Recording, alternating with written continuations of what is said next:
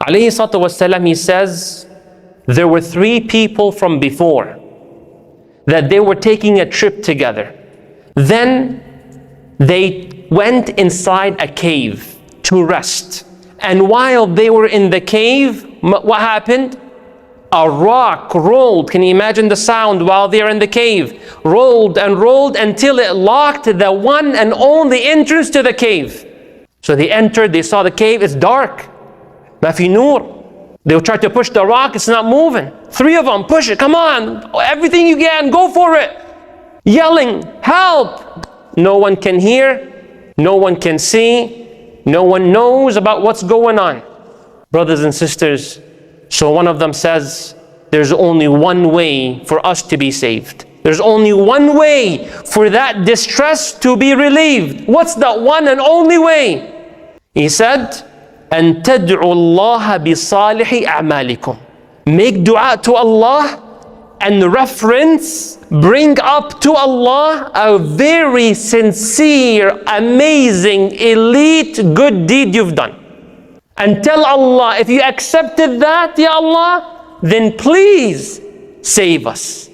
So they sat, they thought, what's the best good deed I've done in my life? Yalla, Bismillah, if you were in that position, what will you go through? The Prophet is teaching us this hadith for a reason. Because when we go through that, we remember what they did. Yalla, Bismillah, I'm honest question to all of you. Now think, in the khutbah, what's the greatest deed that you've done? You can use. I know a brother, when he heard this, his wife was delivering a baby. So he said, I remembered the hadith of the Prophet ﷺ. The baby was not coming out. It was suffering. It was torture. And those who know, know. So he went to Allah with the greatest of deeds that he did. May Allah accept from him. I don't praise him on Allah's behalf. He says, Wallahi, by that time I was done, the baby came out. Alhamdulillah. There was a complication, no need for surgery, etc. 1, 2, and 3. Say Allah, Bismillah. What do you have? The greatest you've done, fi sabilillah. Let's see what they did. 3 of them. Bismillah. Rasulullah sallallahu alayhi wa sallam says, Minhum rajulun faqal. One man made dua to Allah. He said, Allahumma, inna li, I have 2 shaykhani kabirani, 2 old parents, helpless, they are very dependent on me. And I used to bring the food to them. And I would usually go to mom and dad first with the milk, with the halib. Then I go to my wife and my kids. So Ya Allah, one time, one of these days, I was caught up with a few things. فَتَأَخَّرْت, I was late onto my parents. So when I arrived to mom and dad, رَأَيْتُهُمَا نَائِمَيْن, I found them asleep. فَكَرِهْتُ, I did not want to wake them up. Allahu Akbar. فَكَرِهْتُ أَنْ أُوقِظَهُمَا, I didn't want to wake them up. So what did you do? He said, فَحَلَبْتُ, so I got the milk. And then I prepared it in a bowl. And I waited and waited next to them. حَتَّى يَسْتَيْقِظَا, until they wake up. So Ya Allah, I stayed for how many? Minutes. No, mish minutes. Hours? Oh, you bet.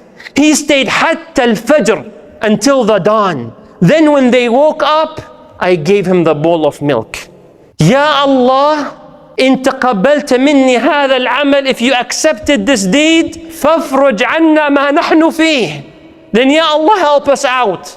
Ya Allah, it's a matter of time till we die out of thirst, out of hunger, out of everything. Ya Rabb, if you accepted this deed that was done just for you, please save us. فتحركت الحجرة. The rock moved. Yalla, Bismillah, get out. No, it's not enough. It moved, but not enough for all 3 to leave. Go to the next one. Nah, why go to the next one? Just wait a second. Wait a second. Did you see what the first brother did? What's saving him is his respect to his mom and dad. Where is it in our lives? Where is it? Yalla, Bismillah. Take it to the next level. I beg you, I'm begging you on the minbar. Don't you ever come and say, I'm not showing respect to mom and dad because they did not do this to me. Don't you ever say that. Ever. And don't say, you know why I love my mom and dad? Why? You know why I show respect to them? Why? Because I remember when my mom took care of me when I was a baby. And I remember how much my dad works to put food on the table. No, that's not your number one reason why to show respect to mom and dad. Because if that's the equation, then every orphan should not show respect because their father died at a young age. So why do we show respect to mom and dad? وَقَضَى رَبُّكَ أَلَّا تَعْبُدُوا إِلَّا إِيَّاهُ. Because Allah said so. لأن الله قال لك بر والديك. Not because of what they did to you. You know what that means? They say thank you to you. They say I don't like you. They say I care about you. They say I don't care about you. It will not change you because I do it fi sabilillah. And if you have that mental understanding, what you get from your parents, you have a solid, you know Allah got your back. And that's how you should approach birrul walidain. If they're nice to you, they're great to you, alhamdulillah, that makes it easier. May Allah make it easy for all of us. It's not easy, but may Allah make it easy. To some people it's very difficult. Yalla, bismillah. As Rasulullah sallallahu alayhi wa sallam, a companion went to him. He said, Ya Rasulullah, ayyul a'mali ahabbu ila Allah. What's the most thing that Allah loves? What was the first thing? He said, as-salatu ala waqtiha, which is to worship Allah subhanahu wa ta'ala. Let me adjust that. Ayyul a'mali ahabbu ila Allah. Naam. He says, as-salatu ala waqtiha is to pray on time. Yalla, may Allah make us of people who pray on time. Then he said, ثُمَّ أَيْ. Then what, Ya Rasulullah? After salah, birrul walidain, respecting your parents. ثُمَّ أَيْ. Then what? Then he says, al-jihadu fi sabilillah, to jihad fi sabilillah. May Allah make it easy for us. Yalla, go to the next one. The rock moved, but the three are locked in the cave. They still cannot leave. What did the second person do? Yalla, bismillah. May Allah make us apply the hadith of Rasulullah. This is Sahihain, this is Bukhari. He says, Rasulullah wal-akhar qal, the second man came. He says, Allahumma inni kanat li bintu ammin. I used to have a relative. Uhibbuha hubban shadid. I love her more than anything. I'm obsessed about her. I'm in love. Deeply in love. So one time I went to her and I wanted to have an intimate relationship.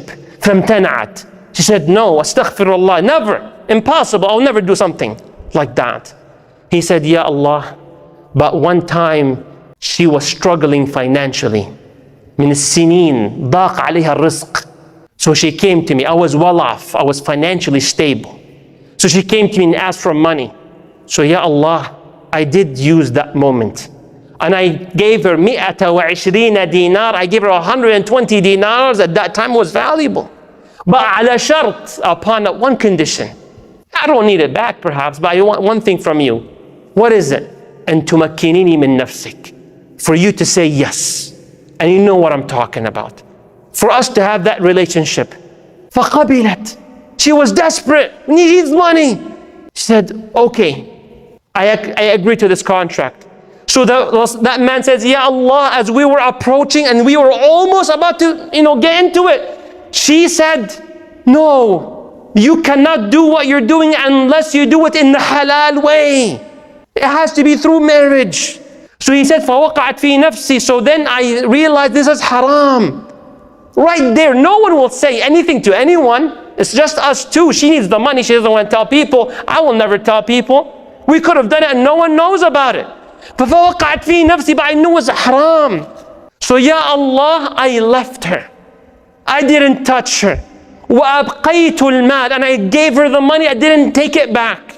Ya Allah, if you accepted this from me, that I left her only for your sake, no one could have known. I did it just for you. I left her just for you. Then Ya Allah, farrij anna. Ya Allah, move this rock away from us. Ya Allah, we're about to die. Ya Allah. The rock moved a little bit. Can they leave? No, not yet. It's open, but not enough for the human body to leave. There's one last one. But before we go to that, Yalla, Bismillah. With all the times that we live in on social media, online, on Instagram, whatever social media, the haram is only a click, and we all know that, all. And if you do not, may Allah bless your life, Ameen Rabbil Alameen, which is good. May Allah protect you. It's a click. So next time this happens, You tell the shaitan, A'udhu billahi mink. And you remind yourself, Ya Allah, I want to use this moment. And I could have pressed play. No one would have known. I know how to delete and erase and cover up my things very well. But Ya Allah, I'm not going to do it just for your sake. And then one day when you are in distress, when you are in a big problem, remember that night. Ya Allah, remember that night, Ya Allah. If I left it, if I didn't click that, if I didn't watch that video, if I didn't touch that person who's haram, just for your sake, Ya Allah, protect us. But the rock moved, but not enough for all three to leave. What's that last story? I'll share with you, inshallah, in the second khutbah. I say whatever I have said, Astaghfirullah, innahu huwa al-ghafur rahim. He's the most forgiving. 3 people stuck in the cave. A rock falls, locks the one and only entrance. So they tried everything possible, push the rock, yell out loud, no one can hear, no rock is being moved. So one person suggests the only way to be saved is to call upon Allah, upon the greatest sincere deed you've ever done for His sake. The first one spoke about righteousness to parents, and Allah accepted. The rock moved, but not enough for all of them to leave. The second one spoke about how he protected his chastity, his haya, his modesty, his iffah, and Allah moved the rock. But it's not enough, and here's the last one. The man made dua to Allah, Allahumma, in that cave, in that darkness, Ya Allah, I had a job, a project, and I hired employees. At the end of the project, and intihā al-mashru', I gave everyone his ajr, his paycheck. Except one guy did not take his paycheck. فَاسْتَثْمَرْتُ هَذَا الْمَالِ. So I invested that money, that paycheck, which the brother did not pick up. So I invested and invested, and years have passed by, years, until I got so much money. Ya Allah, وَبَعْدَ حِينَ جَاءَ الرَّجُلِ. After many years, that man came. He says, أعطني أجري, give me my paycheck. Many years later, what could have happened by others? We got nothing. Who are you? What's your name? Do you have any documentation? Nothing. So the man tells him, you see هذا البقر وهذا الغنم, you see all of that wealth of the cattle and all these assets are all yours. هذا حقك. He says, أتستهزئ بي? Are you making fun of me? All of this is mine. I just want my paycheck. He says, إني لا أستهزئ بك. I invested that check that you left behind, and that's what your check brought to all. So this is all yours. فأخذ كل شيء فلم يترك أي شيء. So he took everything, that man, excited. I couldn't believe it. He took everything and did not leave a single camel, cow, anything behind. So the man said, Ya Allah, if I did what I did for your sake, because you could have got away with it, there's no evidence. But he said, Ya Allah, I did it for your sake. Ya Allah, if you accept it from me, then protect us from what we're in. The rock moved and all three were saved. فَاذْهَبْ إِلَى اللَّهِ بِعَمَلٍ صَالِحٍ خَالِصًا لِوَجْهِ الْكَرِيمِ يَرْحَمُكَ اللَّهُ فِي الدُّنْيَا وَالْآخِرَةِ. So go to Allah with the most righteous deeds that you can, as much as you possibly can, so Allah can save you in this life and the afterlife. The amana, someone gives you a pen, bro, just a pen, gives you a pen, gives you something, return it, unless you get the okay or understanding from them that it's fine not to return it. Someone gives you their car, their book is for us to read from. They should not get their book back after we borrowed it with food in the book. Right? These amanat we take care of. We have a sister passing by, Allah ya'lamu kha'inat al-a'yuni wa ma tukhfi as-sudur. Lower your sight. Yes, her brother cannot see you. Her dad cannot, but Allah can. And you do it fi sabilillah subhanahu wa ta'ala. We have an ultra system, the fear of Allah. May Allah grant it to all of us. So increase that bank of hasanat. May Allah make it easier for all of us. Ameen Rabbil Alameen.